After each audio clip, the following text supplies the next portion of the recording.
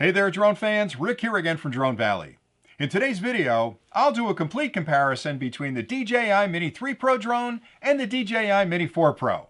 And before I get into the differences between these two drones, I just have to say, both of these drones would make an outstanding choice for new flyers looking to join the hobby, or even experienced flyers that may already own a drone and are looking for something a little bit smaller to make it easier to take it on vacation. And I've been flying the Mini 3 Pro ever since it was released a year and a half ago, and this is an outstanding drone. It captures some incredibly good footage from up in the air, it flies really well, it flies really far, it's got a lot of automation built in, and I was blown away when this drone was released at the amount of technology that DJI could cram into a small airframe like this. And then they released the Mini 4 Pro because DJI is constantly innovating, they're constantly improving their technology, they're incorporating some artificial intelligence in the new drone, so there's always going to be new tech coming along. But honestly, both of these drones will give you a phenomenal experience up in the air. So the choice really comes down to your flying needs and your budget. Do you really need the features that the Mini 4 Pro provides, or can you fly the Mini 3 and be perfectly happy? And I'll get into the differences next. All right, so having said all that, there are a lot of similarities between these two drones. Now, DJI kind of invented this whole mini drone category a bunch of years back when they came out with the Mavic Mini. And the Mavic Mini, the original Mini, was the first drone that was under 250 grams, which was interesting because a lot of people looked at that drone and thought, that's a toy drone. That thing's not going to do real well up in the air. And I was, again, completely astounded at how well that drone flew. Somehow DJI took the features that were found in bigger drones and shrunk those down into a package that weighed less than 250 grams. And it was an absolutely outstanding drone. And they've released a series of drones ever since then that include a lot of improvements between the generations to give you a lot of choice on which of those drones work. But today, we're going to talk about the Mini 3 Pro and the Mini 4 Pro. All right, so both of these drones weigh less than 250 grams. Now, why is that important? Because in the United States, if a drone is under 250 grams, it's considered ultralight, which means you won't have to register it with the FAA. And if you live outside the US, that lightweight might actually help you with insurance or testing or all kinds of restrictions. So flying a drone that's under 250 grams just gives you a lot more flexibility of where you can fly the drone. Now you might be thinking, well, a light drone like this can't possibly do well in big winds. You'd be wrong there too, and I was wrong, because I assumed putting this up in a wind that's maybe 20 miles an hour, 25 miles an hour, these drones would struggle. But they can handle that level 5 wind, which means I'm not saying take them out over the ocean and fly them on a kind of a gale force wind day, but if you're flying them under normal conditions, they're going to handle the wind real well. Now, bigger drones have a little bit more ballast, so maybe they handle the wind a little bit better, but these will do fine for most of the flying you're going to do, whether you're a hobbyist or you're flying it commercially. All right, some other changes that have changed between these two drones have to do with the transmission technology, some of the features, the imaging package. I'll get into all that in a minute, but I want to point out again some of the similarities. So the batteries. Batteries work in both of these drones, and you have a choice between the standard battery or the plus battery. Now, obviously, the plus battery's got more energy density, which means you can fly the drones longer, but it also puts the drone over that 250 gram weight limit. So if you're trying to stay under that, you've got to use the standard battery. And again, these are interchangeable between the two drones. With the standard battery, both of the drones will fly 34 minutes. With the plus battery, interestingly, the Mini 3 Pro will fly 47 minutes, and the Mini 4 Pro will fly 45 minutes. And you might be wondering, newer drone, why is it flying less? Well, there's a lot of technology in here that's drinking electrons out of the battery, so of course it's going to fly a little bit less than the one that's not as sophisticated up in the air. But again, 45 minutes, 47 minutes is an incredibly long time to have a drone up in the air. It gives you plenty of time to get up, to get out on your target, to do your framing, get everything perfect, capture a lot of video footage, take a bunch of pictures, then come back and land. So both of the drones work well. The same charging hub works for all of the drones as well. So if you've got the Mini 3 Pro charging hub, you can use the batteries in the Mini 4 Pro. Vice versa, you can move them back and forth. And I love this hub. That's an accessory you can get with the Fly More combo that actually allows you to charge 3 of the batteries in sequence. You pop them in there, connect it up to a single charger, use a 65 watt PD charger. And what'll happen is the hub is smart enough to understand which of the batteries needs the least amount of charge. Start charging that one. When that's full, it shuts it off, moves on to the next one, moves on to the third one. So it'll save you a lot of time when you're out there flying.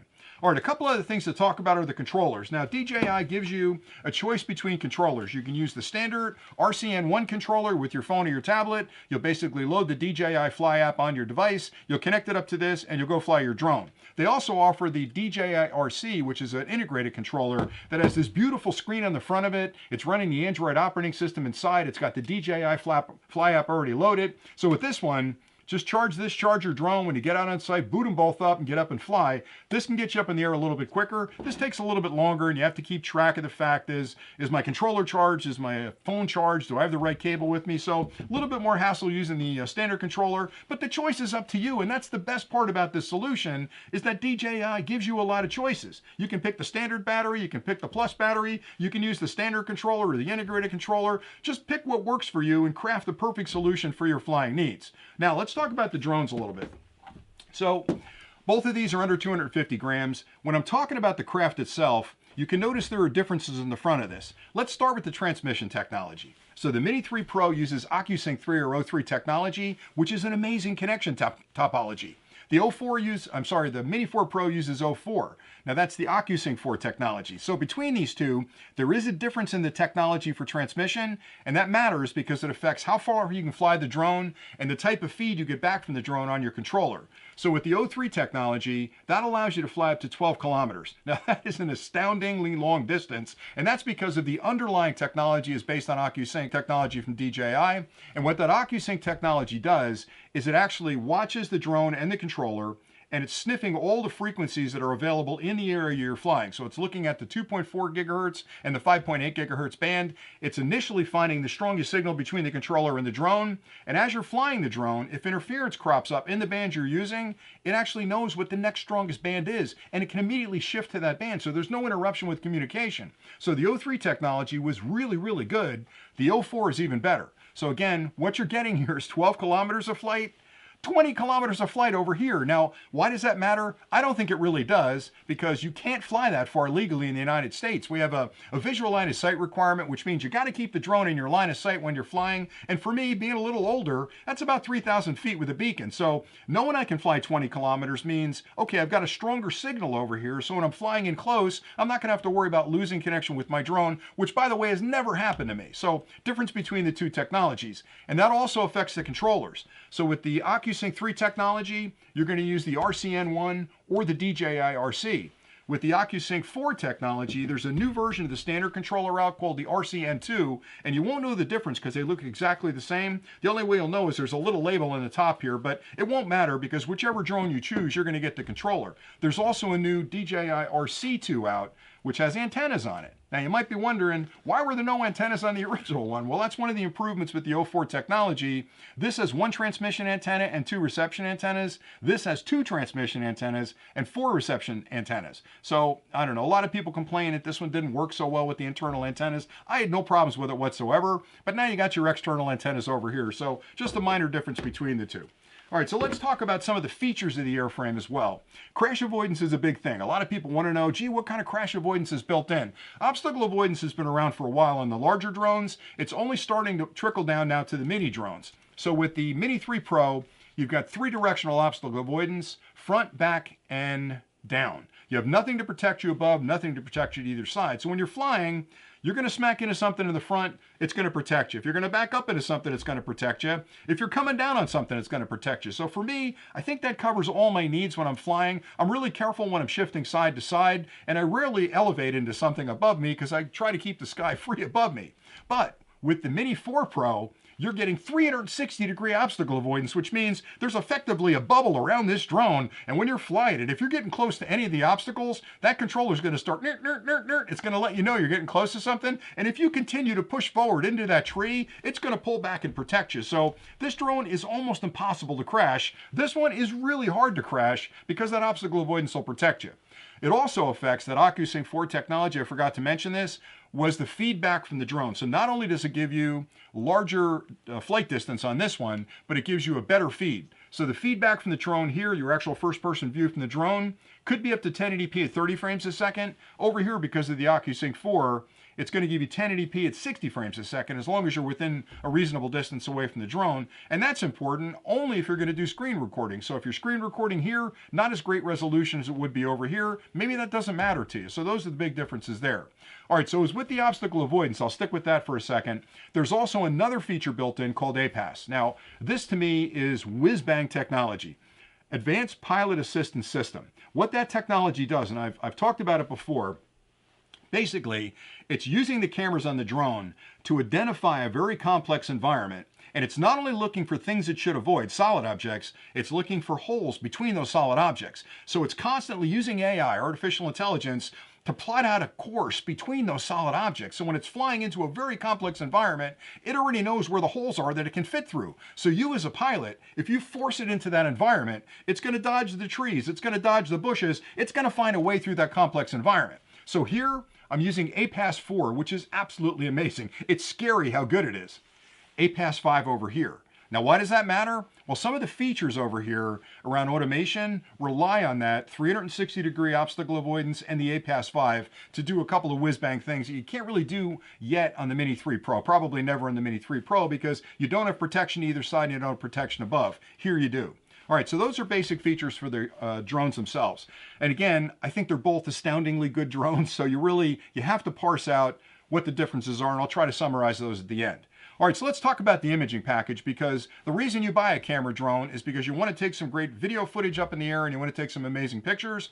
Both of these drones use a similar sensor. It's a 1/1.3 inch sensor, and you're thinking, gee, why didn't they upgrade the sensor over here? Well, the sensor is a small part of what actually comes out the back end as a video, right? So there's the sensor, which is going to collect the information. Then there's the speed back from that sensor to the actual imaging processing circuit. This one has a much more sophisticated imaging processing chip in it, and it can do things that this one can't. So even though they've got the same sensors, you're going to get a much richer picture over here. It also has automated HDR built in, which means when you're flying from a dark environment to a light environment, or especially if you're flying in low light conditions, you're going to get a much better picture over here than you will in the Mini 3 Pro. So again, that's a choice you have to make. Another big difference is that with the Mini 3 Pro, it'll record 4K up to 60 frames a second, which is pretty amazing. That's almost DSLR quality footage. With the Mini 4 Pro, it'll record 4K up to 100 frames a second. So you get a little bit of slow-mo built in there. 1080p over here to 120 frames a second.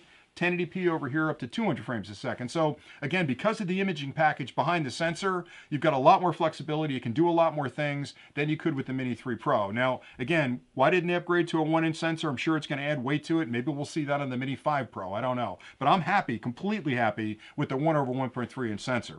As far as zooms go, 2x zoom here at 4K, 3x zoom over here. So if you're away from the subject, maybe you're trying to get a picture of a snowy white egret on the bank of a marsh someplace, you've got a 3x zoom over here, a 2x zoom over here, which means you've got to be a little closer to that subject to capture it. 10-bit D-Log-M over here. So if you're really going to do a lot in post, that may matter a lot to you. So that's something to consider as well. All right, so let's talk a little bit about the automation. Both of these deploy a technology called Quick Shots, which is, again, artificially intelligent flight patterns that are built into the drones, that the first day you fly the drone, you can put it up in the air, get into Quick Shot. The drone will automatically either fly away from you, it'll put you as a center point of interest and fly around you, it'll fly behind you and then zoom in front of you. So there's automated flight patterns built into the software that make both of these drones incredibly smart up in the air. And the advantage there is that the first day you fly the drone, you're going to take some time getting good on the joysticks to figure out how to fly it. You have these automated quick shots built in where if you're out in the woods and you put the drone up, you can hit one of those quick shots and the drone will do some magical things up in the air. You land the drone, you've got this beautiful footage you can send to family and friends, and they're all going to be surprised at how good a drone pilot you are. The difference is this has a lot more options in Master Shots. Now, Master Shots is available on both of these. Master Shots over here, because of the limited 3-directional obstacle avoidance, has to be very cautious about what kind of patterns it flies. Over here, it's a lot more cavalier because it can't really hit anything. But really, the difference between these two is on the 4, you've got this ability to do Active Track 360. Now, Active Track is another technology built into both where the drone can focus in on an object, either you, a car, a dog, somebody on a bicycle, and once you zero in on that object, you can drive that car away and the drone will actually follow you and create some pretty good footage. The challenge with the 3 is, again, because of the obstacle avoidance is not great to either side and there's none above it, it has to be fairly conservative. With this one, it is Active Track 360, which means you can be driving a car down a road. Over here, it's going to follow in front or behind the car or maybe off to the side, but it's a fixed position. With this one, it's actually like having a cinematographer or an entire camera crew following you through the woods. If you're driving down a road in the woods, this one can actually swing along the side and create this incredibly cool cinematic shot because you know it's not going to crash into a tree, so it's got a lot more control over that. That also helps with the APAS 5.0 where it goes through the woods, where this one has to have pretty much a straight pattern. It can go up and down a little bit. With this one, it'll actually dodge either side and go up and down. So that additional crash avoidance in this one is a really big deal. All right, so those are the basic differences between them, and I went through a lot of that really quickly, so I hope you got it. So let me try and break it down into 3 categories. The imaging package. The big difference between them is that this one can record 4K video up to 100 frames a second, which I think is really important. It also gives you the D-Log-M, so it gives you 10-bit D-Log-M. So from a photography perspective, better frames per second, a little more control in the editing software than over here. But again, phenomenal stuff over here. I've recorded a ton of great videos, both for professional use and for personal use. I'm telling you, it's like having a DSLR strapped to a balloon up in the air. It just captures some incredibly good footage. The obstacle avoidance is another big difference. 3-directional over here. This is 360-degree obstacle avoidance, which affects the active track. Active track here is kind of a linear, going to follow you down a road, behind you, in front of you, maybe off to the side. Here, you can have motion through that obstacle avoidance, I should say, through that path, that active track path, where you can move around while it's flying because of the 360-degree obstacle avoidance. So if you're going to do a lot of those action shots, probably the one for you. If you need better quality imaging, probably the one for you. But if you're not, if you're just an average flyer, you're going out, have a little fun on the weekends, this is going to work out just great. Then the last thing is the controllers. And I don't know if this matters to you or not, but again, because of the O4 technology here, this controller's got the antennas on it. This controller doesn't. But I'm telling you, I've flown this thing ever since it was released a year and a half ago. I've never had a loss of signal, ever. And I only go out to about 4,000 feet, so if you're one of those people that doesn't give a darn about the VLOS rules and you want to fly the thing for 12 kilometers, kind of starters, you're on your own because you're breaking the rules. But second, I don't know if it's going to work out to 12 kilometers without the antennas. You'll have to test that for yourself, but I'm telling you, don't test that. Just fly the thing locally so you can see it and keep an eye on it. But if you care about that, there are antennas on the new controller. And then the last thing I'll mention is the feed. Now that to me is important because I do a lot of screen recordings. I really want to have that 1080p at 60 frames a second, so that's one thing I really care about. I also care about the obstacle avoidance because I fly in a lot of scary woods, but you may not care about that either. And that's pretty much it. So the differences between them I think are important, but they're minor. So when you look at these 2 drones, I think for the vast majority of flyers on the market today, or out there in the market today, this will probably fit 80%, 85% of your needs. This is really the best drone flying today in the mini category, bar none. There's nothing even close to this. I'm telling you now, there are a lot of other companies out there that are putting drones on the market. DJI is probably 2 generations ahead of the average drone that's being released today with this product. And I'll even put it up against some mid-sized drones, quite honestly. And I'm going to do a comparison between this and the new Air 3. But this drone is fantastic. It's small, it's portable, it's easy to fly, it's got a lot of automation built into it. It really is the drone to own if you're serious about flying a drone. This is a wonderful drone for new flyers, or if you're just looking for a drone to take on vacation, this will probably do 85% of what you need out there in the field. And that's pretty much all I had today. I hope you found this useful. Now, if I've missed anything, drop the comments below and let me know what you want to hear more about, and I'll get into it. I've got other clips planned. I've got a lot of drone stuff coming in the next couple of weeks. I've been very busy with a lot of other high-tech stuff that I've been testing and putting out on the channel, so hopefully you've enjoyed those videos as well. I'm just completely intrigued with technology, and I always think of myself as somebody that if a product runs on electrons, if you can plug it in, put a battery in it, or recharge it, I want to investigate it, and you're going to hear about it on the channel. So hopefully you're enjoying the clips. If you haven't subscribed yet, what are you waiting for? Hit that subscribe button down there and join the Drone Valley family. We have so many products coming that we're going to be talking about. And guess what? The 12 days of Drone Valley Christmas are coming up, and we're going to do it again this year. So if you don't know what that is, boy, are you in for a treat. Anyway, thanks an awful lot for watching. I hope you're getting a lot of airtime. And until next time, as always, happy flying.